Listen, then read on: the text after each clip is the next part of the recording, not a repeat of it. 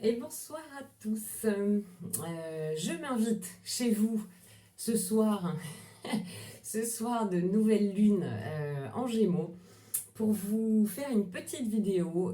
J'avais envie de vous parler d'astrologie karmique et de profiter de la mise en mode rétrograde de Saturne là depuis quelques jours, qui est donc une période quand Saturne se met comme ça en mode rétrograde. Il va rester rétrograde jusqu'au mois de novembre.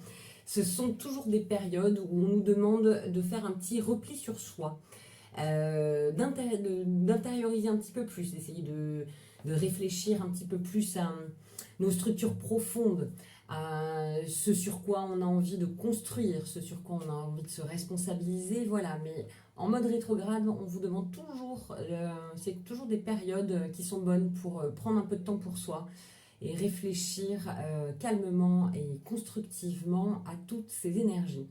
Donc je trouvais, Saturne étant une planète karmique par excellence, j'avais bien envie de vous parler d'astrologie karmique et d'en profiter pour vous expliquer un petit peu ce que c'est et ce sur quoi on se base en astro et sur les thèmes, le thème des gens, pour regarder un petit peu ça. Alors l'astrologie karmique, qu'est-ce que c'est? Il faut partir du postulat en astro karmique qu'on n'a pas qu'une seule vie, que l'incarnation qu'on est en train de vivre, eh bien, on en a eu avant, on en aura après, et que dans chaque incarnation, eh bien, on vient retravailler certains points, certaines choses qui dans des vies antérieures avaient été peut-être mal appréhendées, mal utilisées, voilà. Et donc l'astro karmique va nous donner comme ça des indications sur ce qu'on est venu faire dans cette incarnation, ce qu'on est venu retravailler, des missions que l'âme a pu se fixer en revenant s'incarner. Le but, évidemment, hein, ça c'est une vision assez bouddhiste et hindouiste de la chose, le but étant de ne plus avoir à se réincarner une fois que l'âme aura suffisamment vécu de situations, connu de choses différentes, que l'âme aura acquis suffisamment de sagesse pour ne pas avoir à revenir expérimenter ça sur Terre. C'est ça la base. Et il y a une citation, je vous avais trouvé une citation de Goethe qui explique tout à fait ça, qui rejoint ce système de réincarnation et de pensée. Sa citation, c'est « Ceux qui ne comprennent pas le passé sont condamnés à le revivre ». Et ben voilà, c'est ça, c'est exactement ça, c'est la loi du karma, donc c'est la relation de cause à effet, c'est tout à fait ça. Donc l'astrologie karmique, c'est une branche donc, de l'astrologie qui est passionnante et qui vient nous parler un peu de ça, de qu'est-ce qu'on est venu faire, qu'est-ce qu'on est venu travailler, sur quoi on s'est posé des points d'évolution pour cette incarnation. Alors, je vais vous parler de quelques points qu'on utilise comme ça, qu'on étudie en astrologie karmique pour en discuter avec les gens dont on travaille le thème. Alors, il y a un premier point qui s'appelle l'axe des nœuds lunaires ou la tête du dragon. Moi, j'aime bien l'appeler comme ça. Alors, si vous voulez, ça c'est un axe, donc c'est deux points qu'on va prendre dans un thème, mais qui seront forcément en opposition exacte. Donc voilà, donc sur deux signes et deux maisons qui seront opposées. Donc c'est deux points. Donc il y a le nœud sud et le nœud nord. Le nœud sud, il représente, si vous voulez, très schématiquement, la vie antérieure qu'on vient travailler. Donc ça va être des réminiscences de choses qu'on avait fait dans une vie antérieure, un système de fonctionnement que l'on connaît déjà, puisqu'on l'avait déjà travaillé ou qu'on l'avait déjà acquis dans une vie antérieure, que l'on connaît. Donc, ce n'est pas ça qu'on est venu travailler. Sachant que le nœud sud, ça sera toujours un point de facilité. On appelle ça un point de régression aussi. Donc, c'est-à-dire que c'est un point, si vous voulez, en fonction de la maison et du signe dans lequel il va tomber, et bien évidemment des aspects que vont faire les autres points, les autres planètes par rapport à ce point, eh bien, ça va nous parler de choses que l'on connaît, de fonctionnements qu'on peut avoir tendance à réutiliser, parce qu'on les connaît justement, parce qu'on les a déjà utilisés dans une ou des vies antérieures. Mais justement, ce n'est pas ça que vous vous êtes fixé dans cette incarnation. Vous vous êtes fixé le point qui est en face et qu'on appelle donc lui le nœud nord et qui présente, si vous voulez, qui représente le point d'évolution que vous vous êtes fixé. Donc les valeurs du signe sur lequel il va tomber et la maison dans laquelle il va tomber va vous parler, va donner une petite indication de la mission que votre âme s'est fixée. Sachant que l'écueil, bien évidemment l'écueil, c'est dans cette incarnation-là de rester sur votre nœud sud, de n'utiliser que ces valeurs que vous connaissez, qui sont un petit peu un système de refuge, un comportement refuge que vous pouvez avoir dans plusieurs formes de situations, mais que justement on vous demande de dépasser et de ne pas utiliser, on vous demande d'aller chercher ce qui est en face. Donc ça c'est assez parlant, c'est assez chouette d'utiliser cet axe-là. En général ça parle beaucoup aux gens, quand on leur parle surtout de la mission du nœud nord, ce qu'ils sont venus, ce vers quoi ils sont venus tendre, c'est quelque chose de très parlant et très chouette, je trouve, à utiliser. Après, les valeurs du nœud sud, c'est pas forcément que du négatif, hein, ça, on vous demande pas non plus de ne pas du tout les utiliser. C'est les utiliser correctement, peut-être purifier un peu les valeurs du signe dans lequel ce nœud sud est positionné dans votre thème, pour aller servir le nœud nord qui est en face et que vous vous êtes fixé pour cette incarnation. Donc c'est ça, si vous voulez, le système l'axe des nœuds lunaires, c'est ça, c'est une bascule qu'on vous demande. Par exemple, je vais vous prendre un truc très schématique. Si vous avez un nœud sud en Verseau et que votre nœud nord est positionné dans le lion, on vous demande schématiquement de passer du Verseau au lion. C'est-à-dire qu'on va vous demander de passer d'un fonctionnement assez collectif, ou peut-être vous vous fondez un peu dans la masse, où vous n'osez pas... vous osez peut-être pas justement vous mettre en avant, on va vous demander de passer, vous vous êtes fixé de passer vers le lion, de passer en mode lion. Donc au contraire, ce vers quoi il faut tendre, c'est venir bien travailler votre ego, perfectionner votre moi, perfectionner votre système de création et de le rayonner, mais de sortir du collectif, de ne pas hésiter à se mettre en avant individuellement pour le faire rayonner et en faire profiter tout le monde. Il y a d'ailleurs, j'ai souvent remarqué qu'il y a beaucoup de stars qui ont un honneur en lion et qui ont réussi cette bascule justement d'apporter quelque chose parce qu'ils l'ont travaillé ou qu'ils ont une potentialité comme ça, qu'ils travaillent et qu'ils font rayonner. Voilà, il y a beaucoup de stars, vous avez Beyoncé qui a un honneur en lion par exemple, mais il y en a plein, il y en a beaucoup. Après, c'est pas parce que vous avez un honneur en lion que vous serez forcément une star, mais il y a quand même cette idée d'avoir travaillé quelque chose et de le rayonner avec un honneur en lion. Voilà à peu près schématiquement ce que c'est. Après, donc il y a d'autres points en astrologie karmique, là pour le coup, qui vont vraiment venir nous donner des indications sur ce que vous êtes vraiment venu retravailler pour le coup. Là, ça va marquer des points, si vous voulez, qui ont été mal utilisés, mal exploités dans d'autres vies, et votre âme s'est proposée de venir les retravailler, les perfectionner. Alors ça, on le voit avec, par exemple, un premier indicateur, c'est une planète qui est en mode rétrograde dans votre thème natal. C'est que l'énergie ou le système de valeurs qui est véhiculé par cette planète-là avait mal été utilisé. Par exemple, si vous avez un Jupiter qui est rétrograde dans votre thème natal, c'est que le système de socialisation, d'expansion a certainement été mal utilisé dans une vie antérieure et vous venez le retravailler. C'est-à-dire que soit vous avez peut-être abusé d'une forme de pouvoir ou de choses comme ça, sans en faire bénéficier les autres. Vous vous êtes peut-être développé ou étendu au détriment des autres. Voilà, ça a eu des conséquences, si vous voulez. Et là, dans cette incarnation-là, il y a ce petit Jupiter rétrograde qui nous indique que vous êtes revenu retravailler un peu ce système. Quand moi, je commence à m'élever, etc., qu'est-ce que ça donne ? Comment est-ce que je peux m'élever moi sans forcément écraser les autres, par exemple? Ça peut être très schématique, mais ça peut être des choses comme ça.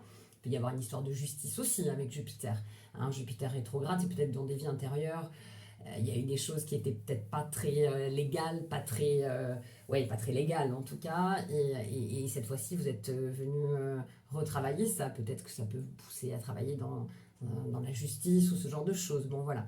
C'est un petit exemple de ce que ça peut être un travail de planète rétrograde. Il y a aussi un autre point qu'on utilise en astrologie karmique, ça va être ce qu'on appelle les axes interceptés. Donc ça, c'est quand vous avez les 30 degrés d'un signe, et du coup du signe qui est en face, ces signes-là ne reçoivent pas de pointe de maison. Donc c'est des signes qui sont complètement englobés dans une maison qui n'ont pas une maison appropriée. Donc là c'est pareil, donc là c'est tout l'axe que l'âme se propose de retravailler. Par exemple, si vous avez un axe bélier-balance qui est complètement intercepté, donc il n'y a aucun début de maison ou fin de maison dans un de ces deux signes, et bien là par exemple, c'est-à-dire que dans une vie enfin en tout cas dans cette incarnation-là, vous vous êtes fixé de travailler plusieurs choses, mais par exemple notamment tout ce qui va être le système de prise de décision ou d'indécision. Ça peut donner des gens, si vous voulez, qui prennent des décisions peut-être de manière très abrupte, qui auront cette tendance-là, ou à l'inverse, des gens qui seront incapables de prendre des décisions, ça sera très très difficile pour eux. Parce que certainement que dans une vie antérieure, ce système-là avait mal été travaillé, ou vous en avez souffert en tout cas, ou fait souffrir les autres, et vous venez retravailler ça. Ça peut être aussi un axe bélier-balance, ça peut être la manière de s'imposer aux gens. Voilà, peut-être dans un mode bélier qui avait été un peu exacerbé dans une vie antérieure, peut-être, bim, imposer un peu trop rapidement sans tenir compte de la vie des autres, essayer d'imposer un peu trop brutalement vos décisions. Et voilà, donc cet axe-là sera intercepté, donc dans cette incarnation-là, on vous demandera d'harmoniser un peu ça, de retravailler, voilà, en gros de retravailler ce système de bélier-balance, de décision, d'indécision, d'indépendance et d'harmonie collective. Voilà, donc ça va être à travailler, à affiner en fonction de tout le reste du thème de la personne. Et ça aussi, c'est un point karmique. C'est toujours en lien, un axe intercepté, avec des choses qui avaient été mal travaillées dans une vie antérieure. Qu'est-ce qu'on a d'autre en karmique? Sur quoi on se base? Alors, il y a quelque chose de sympa. Il y a quelque chose de sympa en astrologie karmique, c'est ce qu'on appelle la part de fortune.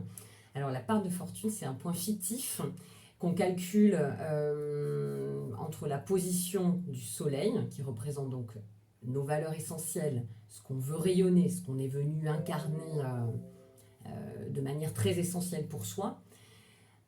Le soleil, donc un calcul entre les positions du soleil, de la lune, qui représente notre système de sensibilité, de réceptivité, et l'ascendant, qui représente notre comportement, la manière dont on se lance dans les choses, voilà, qui représente plus généralement notre comportement.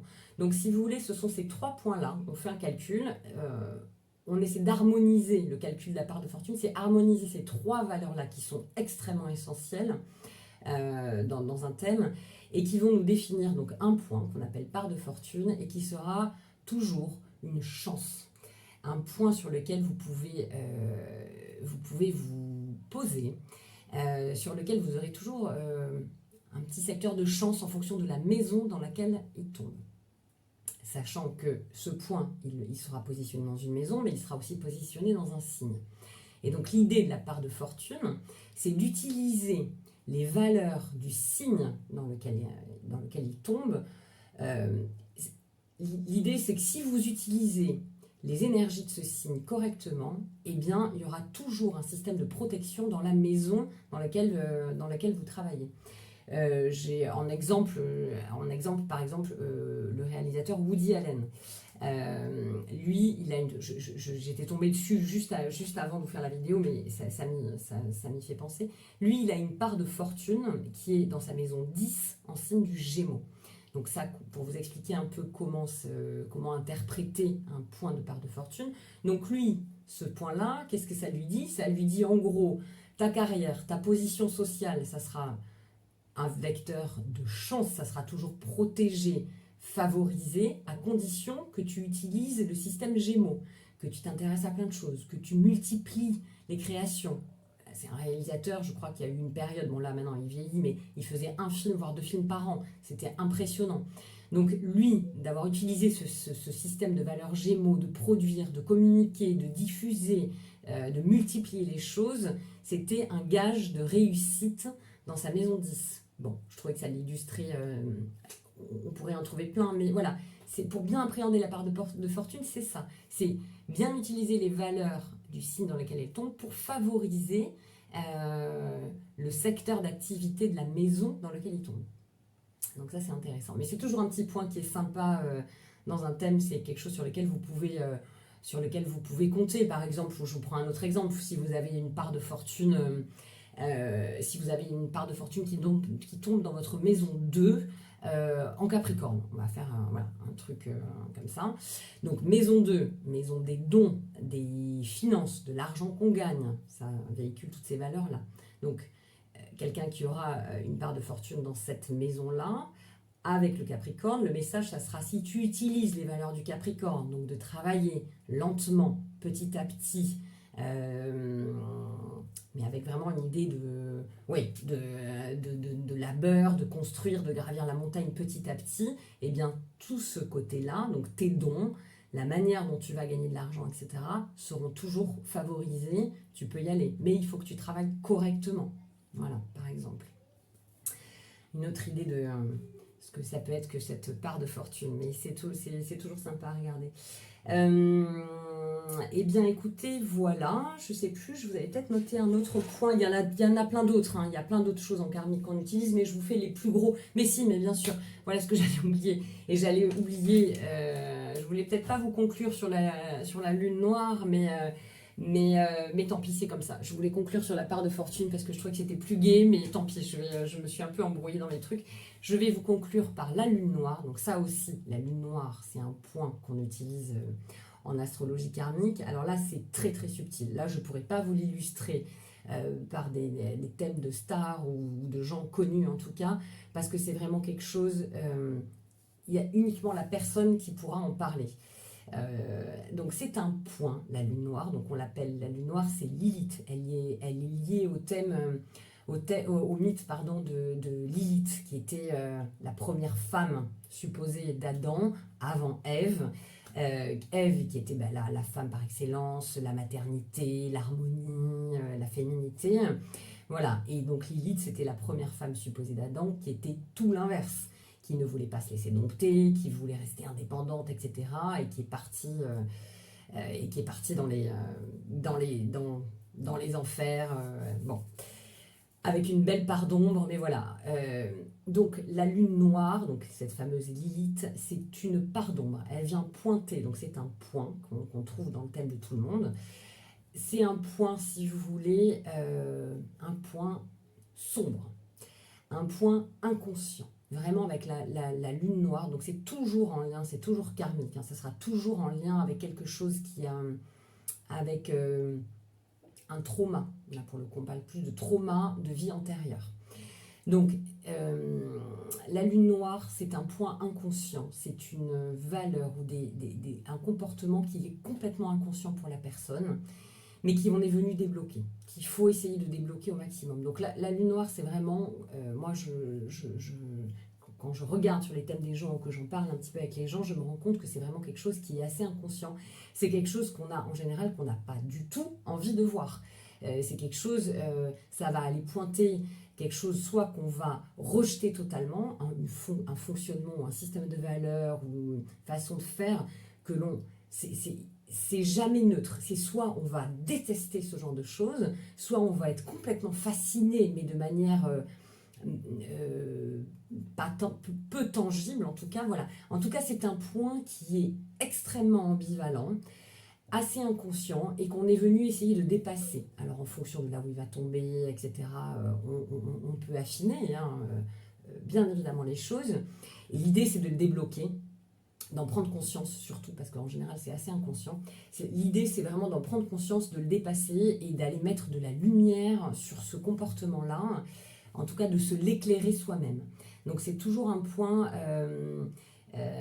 extrêmement intéressant, mais il n'y a personne qui peut en parler à part soi-même. Voilà, c'est impossible, je ne peux pas vous parler d'une position de lune noire sur le thème de quelqu'un, enfin moi je trouve, en tout cas moi c'est ma vision, je ne peux pas vous en parler. Il n'y a que cette personne-là, on peut amener le sujet, etc., essayer d'en discuter, mais moi je ne m'aventurerai jamais à essayer de donner une explication sur une position de lune noire parce que c'est tellement subjectif, inconscient, sensible, un point très sensible que voilà, je trouve que c'est vraiment quelque chose, juste à en parler, d'astrologue enfin, à personne, je n'ai pas trouvé mon mot, mais voilà, c'est un point qui est assez sensible et qui est très très intéressant à travailler, et une fois que la prise de conscience se fait, c'est très intéressant, mais sensible, donc je ne m'aventurerai pas à parler des positions de lune noire sur les thèmes de gens que je ne connais pas. Voilà ce que je voulais vous dire. Voilà, bah écoutez, je voulais vous faire une petite, voilà, un petit aperçu de ce que c'était que l'astrologie karmique. Si ça vous intéresse, eh ben, n'hésitez pas à me le dire. Je pourrais détailler certaines choses dans des prochaines vidéos. En tout cas, c'est passionnant. Je pourrais vous donner, bon là je ne vous ai pas préparé, mais il y a pas mal de livres d'astrologie karmique. Moi c'est comme ça que je l'ai apprise, hein, l'astrologie karmique. C'est vraiment, ça pour le coup je l'ai vraiment apprise toute seule. En lisant plusieurs livres, en me documentant, etc. parce que c'était quelque chose qui m'intéressait beaucoup. Il y a Laurence Larzoul qui a écrit pas mal de choses, qui elle s'est vraiment spécialisée, mais qui en astrologie karmique, qui a écrit beaucoup de choses intéressantes. Il y en a plein d'autres, mais là je pensais à elle parce que c'est quand même une référence en astrologie karmique, mais il y en a beaucoup d'autres. Si ça vous intéresse, n'hésitez pas à me le dire en commentaire et je pourrais vous faire une petite vidéo rapide ou sur Insta, vous mettre des titres de livres que moi j'ai trouvé passionnants pour apprendre et vous initier à l'astrologie karmique. Voilà, j'espère que ça vous aura plu. Et ben écoutez, je vous dis à très bientôt. Je vous souhaite une très belle lunaison, nouvelle lune en Gémeaux, un très bon départ de Saturne rétrograde. Donc n'hésitez pas à vous poser avec vous-même jusqu'à novembre. Je ne vous dis pas de le faire tous les jours, mais n'hésitez pas si vous le ressentez. C'est vraiment des périodes où il faut s'écouter soi et essayer de se retrouver un peu seul avec soi-même pour faire des points sur nos structures fondamentales. Voilà ce que je voulais vous dire, mais on en reparlera parce que comme il est long ce transit, on en reparlera à d'autres occasions. Je vous embrasse tous, je vous souhaite une très bonne soirée et à bientôt. Bye bye.